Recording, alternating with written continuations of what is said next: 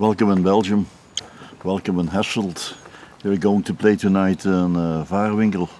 It's the 25th edition of the festival. 25. That's a big When deal. I heard that last evening was a great evening, they drank about 54 bottled beer. Oh my gosh, is it Duvel? No, just the normal Pils beer, the not so strong beer, but Yeah. Last night I came into the bar here and I got a beer, a big old thing of beer. It said triple, and I thought I had a triple, and so I told the guy, I said, I can't drink it all. I said, this is a triple. I'm gonna be wasted. He goes, no, it's a Pils. You're good. I was like, oh, thank God. I heard that you were in the last few days you performed on sea. Yes, sir. Can you tell us something about it? It was something to do with Joe Bonamassa. Yes, sir. Joe Bonamassa, we go back about a year and a half now. He's been very great and vocal for my career. He said a lot of great things about me, and I was talking to his manager on the cruise, and he said if we weren't going to be on the cruise, he said that Joe insisted that they put Eddie Ninevold on. So very lucky. Very lucky. And it was a good atmosphere. Everything was right. It was amazing. We only did 3 nights and 5 days of sea, so it wasn't that bad. We got to have a lot of networking was done. That's honestly, those cruises is just as much networking as it is playing in a way. Yeah. I think everybody knows Google. When you go on Google, you find everything about everyone. So also about the artist Eddie Ninevold. It's not your real name. Real name is Brooks Mason. Born 1996. Yes, so sir. when I look around, a young guy. 27. I Yeah. feel like the old guy. I used to be the 15-year-old guitar player that was good. Then I got older, you know. Old guy. Come on, man. I feel like I got a few more years, you know. When we go back in time, you were 15, and then you already knew that you wanted to become a musician. Is that true, or is that?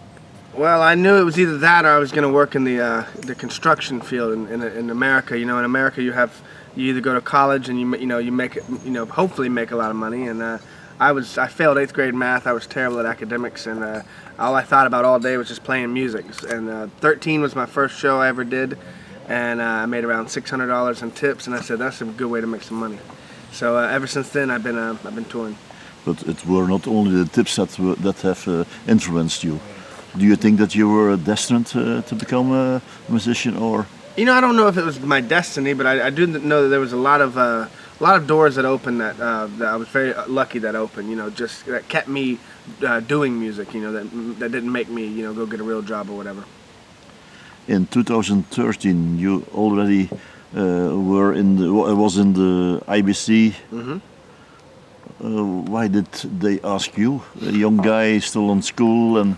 Well, that was kind of a whole cluster, as we say.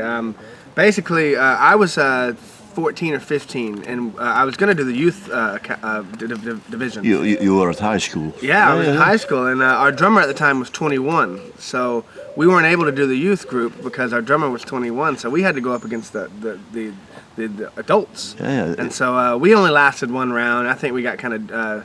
We got screwed in the competition a little bit. Not, being, saying anything, but we got kicked out. It's a real, political at the IBC. In that time you were playing with the Georgia Floods? The Georgia Flood, yes, sir. Good research, yes, sir. You have always been the lead singer, playing guitar, lead song? Well, I was telling Tom, my label owner, the other day, I started out as a death metal drummer.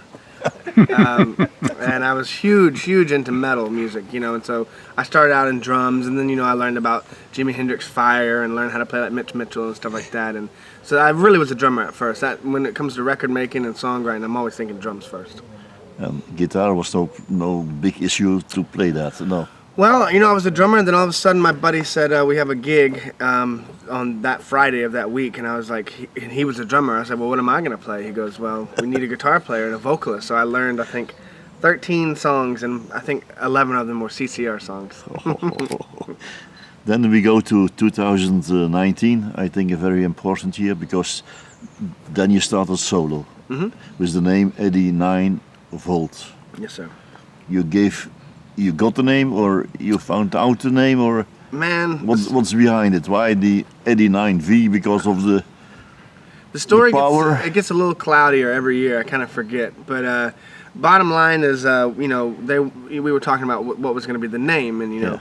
and they wanted Brooks Mason Blues Band, they wanted all this and everything, MB band. yeah, and all this stuff, and BB, and my thing was, I did this in this roots and soul and blues world. Everybody has their name and in whatever band it is, and I never wanted to have blues band in it because I don't, I'm not just a blues band, and so we were driving late one night and after a gig, and we were just trying to come up with names. And being from the South, we always loved the old mobster movies of the Chicago and New York, and they kind of have an accent. And I'm not going to do it on camera, but so people would I would call my brother Tony, or like Peg Leg Tony. So I don't know, just coming up with names, keep each other up at night, at 3 a.m. in the morning.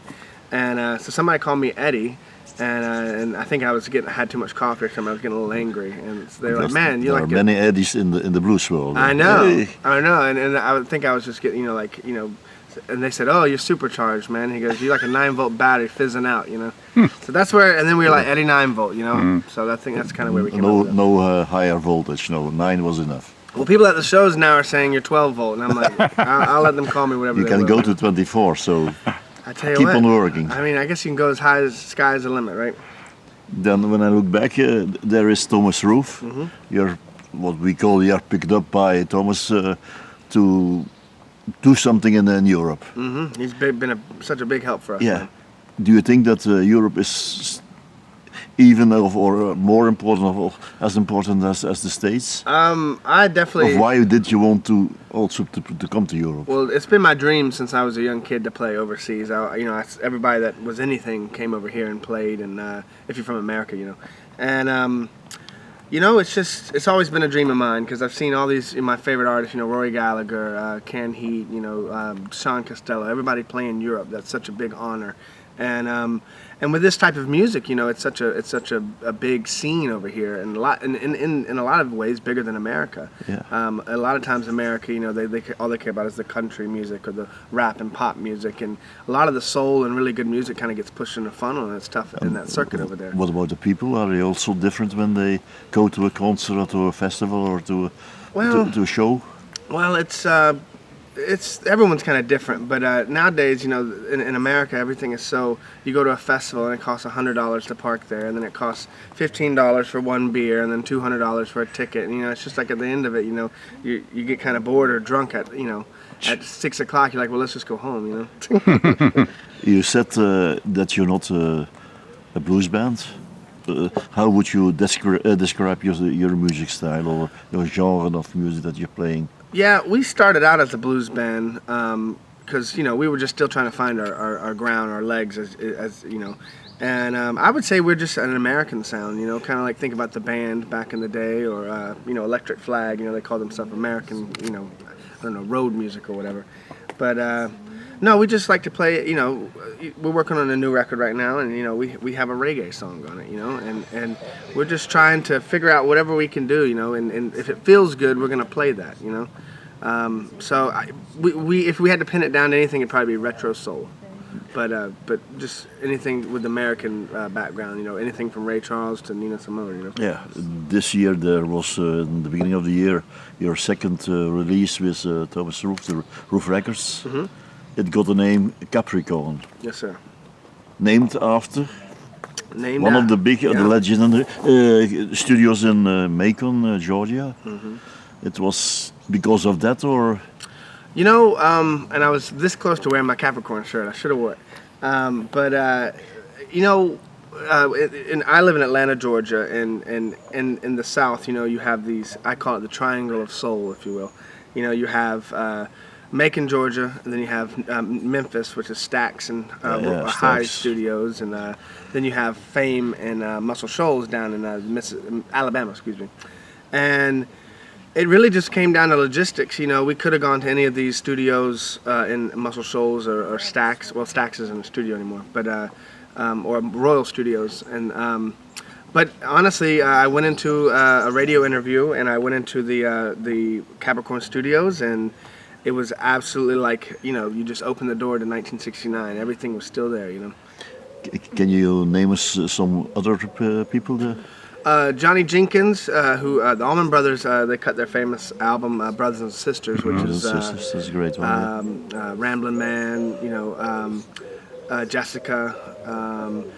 Greg Allman recorded his I think one of his best solo albums there. Marshall Tucker Band. A lot of Southern rock. It started out as It started out as a studio for Otis Redding, and of course we all know what happened. And then it ended up turning into like a Southern rock studio. Okay, clear. The songs on the track list, the songwriting, are your songs that you write them? If they're not a cover, I think we did 2 covers, I believe. I can't remember. I haven't even looked at the back of that CD in so long.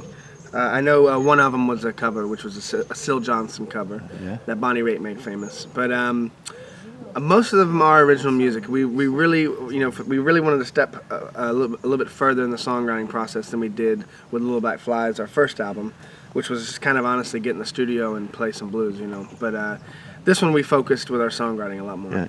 You're calling about we. I found your name and Lenny Kelly. Is that the second writer? Yeah, Lane Kelly is my brother. He's your brother. He's my brother, and he bass player, and he mixes and masters the albums, and he makes it sound really old school, which I really dig. Is it a difficult process to write a song, or do you? With your brother, yes. Yeah. With your brother, yeah. Yeah. But you're doing that every day, or how does that work? When you got a thing in your head, you write it down, or it comes back, or? At that time, I was living with my brother when we were doing this record. So every day we'd wake up, and it was almost like get a coffee. He'd sit down on the Wurlitzer, I'd sit down on the drums, because that's how we usually always wrote songs.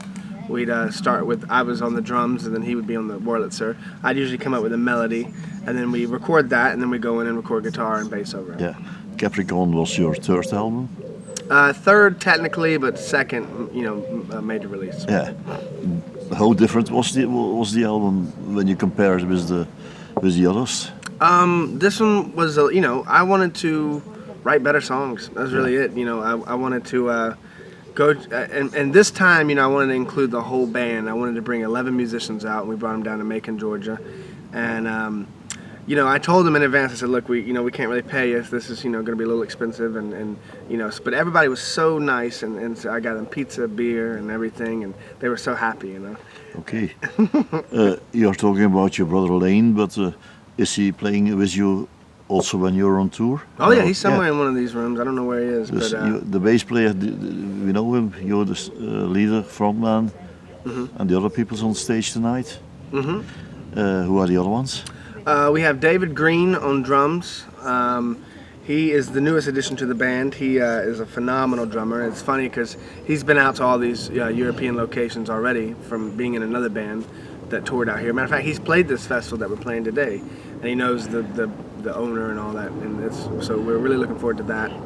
Our keyboard player is Chad Mason, and we're not related. Everyone thinks we are, but we're not. Yeah, and then Lane Kelly's on bass guitar, and then I worry about the guitar and vocals. Okay. And on the set list, what must we expect? Or you're the boss of the set list, I think. Oh yeah. I always ask the guys. Like tonight is a little bit of a different story because normally we play in half step down. It suits my voice a little bit better. But tonight there apparently is a Hammond B3 organ, so I'll have to sing up a little bit higher tonight because I can't have my organ player on stage and have a organ and that he can't play because normally he plays it tuned down on like a keyboard, But the set list, it's gonna be. I made it. Let's just say rockin' tonight. I took a lot of songs that were it's a festival. Everyone's wanting to groove and get down, so I kind of took out some slower songwriting songs and threw in some more upbeat. You said something about a new album. You're working on new things. Oh yeah, I mean we're always working on new music. I've been on the road since June. What is it? Is it September yet? I don't even know what it is. Next week is September. Next week September. Good. Remind me I need to pay rent. You don't have to go to school, I hear. No. No, it's gonna be a good set list, man. I can't wait. We've been on the road a long time as this band, and we're tight. We're super tight, man. Let me check. Yes, we have still time for some more questions to finish. Really, life is very short, I think, but if you have still hope, I think, a lot of years to go.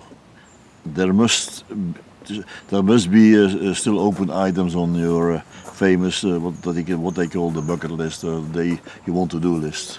What's on your bucket list? You always got the cruise in Greece, so Yeah, that was fun. It honestly is my thing is, I don't really have a bucket list because every year I keep getting blown away, just by the things that we're able to do.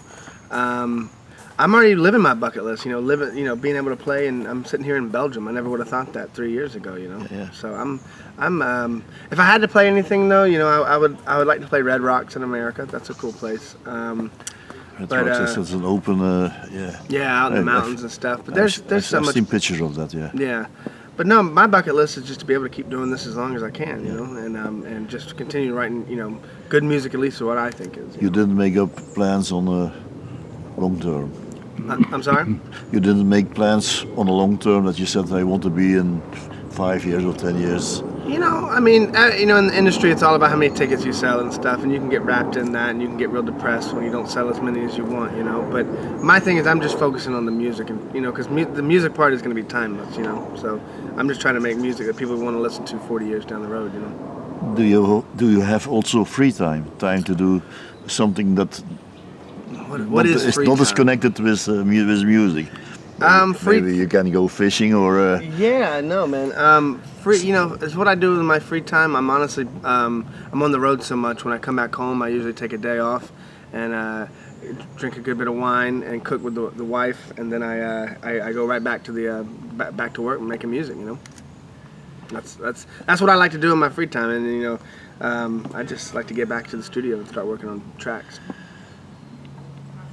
Check for a moment. Okay, I have a last question, Eddie. Being a musician, do you think that you have changed as a person? 100%, man. I grew up in the South in Atlanta, Georgia, and there was a lot of, a lot of different ways and mentalities, especially of people like myself where I grew up, and they said, don't go up north, don't go, they're bad people. I'm talking about north, like the differences are that big. This is in the south of U.S. and people always said that anywhere, all these people are, mean. They're the Northerners and stuff. And anyway, the reason between East and West, also the same. Exactly. And the first time I ever went out to tour, and all that was squash. I realized that everywhere from Alabama to California to New York to Belgium, there's amazing people out there, and it's the people who stay in their one little bubble. That's how music has changed me. Is that it's got me to see all these cultures, and it's such an amazing thing. But you can live with that. Oh yeah. Yeah. Okay. Oh yeah. Okay, Eddie, that were my questions. We thank you a lot to get some time free for our Roots time. Roots time, because that's what's the name.